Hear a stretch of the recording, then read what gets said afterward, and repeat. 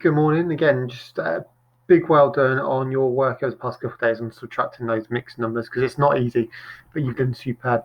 We're now just moving on to our next part of fractions today, which, as you can see from the board, is actually multiplying fractions by an integer.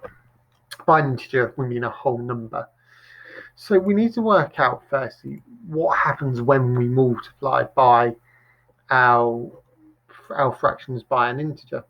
So here you can see we've got 2 multiplied by 1/3. Now, if we think of this visually first, we have this bar model that is split into thirds. So we currently have shaded there now, that is 1/3.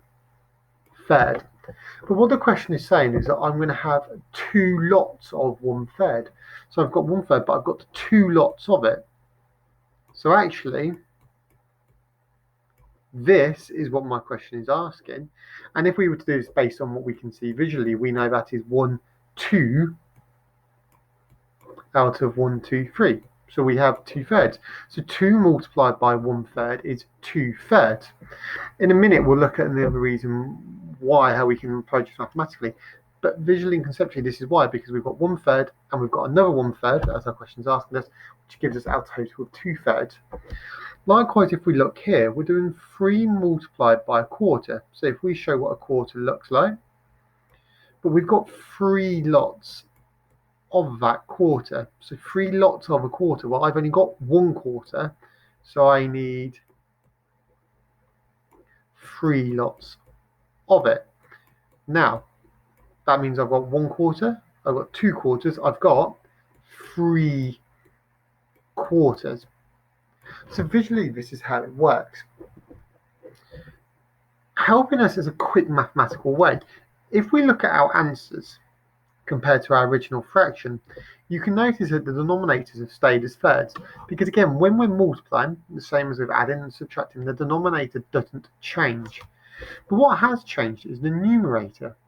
Now here, a third is known as a unit fraction. It's a unit fraction because it can't be simplified, it is 1 over. And to get to 2, we've effectively done our 2 multiplied by 1. Same down here, to get 3 here, we've done 3 multiplied by 1. And the reason why is because we have 1/3 here, and if we remember, our numerator represents that one part of how many. So if we've got 2 parts, which our question is creating, of course that means our numerator is going to represent that. So our 2 multiplied by 1 is 2, and our thirds remain the same. If we look at it in terms of this question here, so we've got 4 times 1/5. I'd suggest if you kind of understand where you're going with this, you give these 2 a go without me and then replay the video. If not, obviously you can follow. So if you want to pause, I would pause now and have a go, and we'll see how you get on. Because 4 times 1/5 is saying I've got 4 lots of 1/5. And if we think about what we've just said, I'm still going to have 5 parts. I'm still dealing in fifths, so my denominator is going to stay the same. But I am taking my 1 part and I am multiplying it by 4. So 4 multiplied by 1 part is 4. So 4 multiplied by 1/5 is 4/5. Same down here, we're doing 7 multiplied by half, 7 lots of a half. Well, we're going to be dealing in halves the whole way through, so I remain with halves. But I've got 1 out of my 2. So 7 multiplied by 1 part is going to give me 7 parts.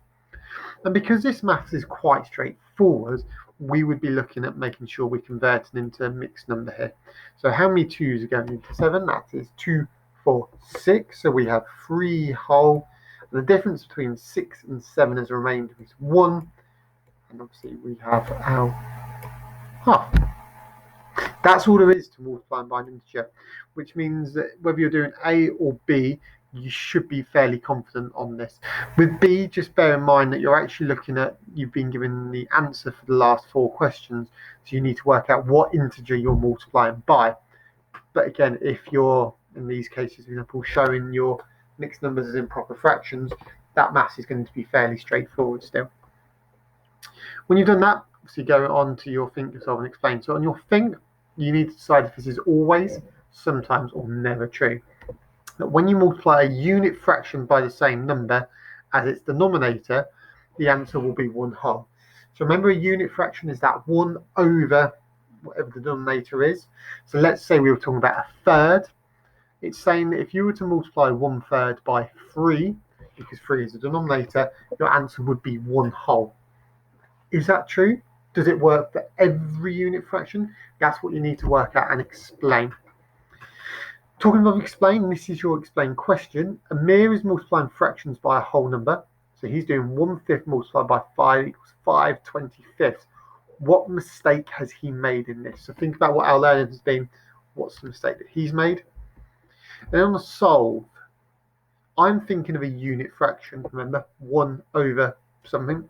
When I multiply it by 4, it will be equivalent to 1/2. When I multiply it by 2, it will be equivalent to 1/4. What is my fraction? My help to you there is consider the relationship of multiplying by 2 and 4. Look at your denominators. That's going to help you with knowing the type of multiple that your denominator of your fraction might be. Once you've established what the fraction is, think about what you need to do to that fraction to make it equivalent to 3/4. I imagine this is the one where most of us will come unstuck, but if you apply logic, it is straightforward, I promise. So we'll definitely look at this at 10. Any questions in the meantime, make sure you ask. If not, good luck, and we'll see you then.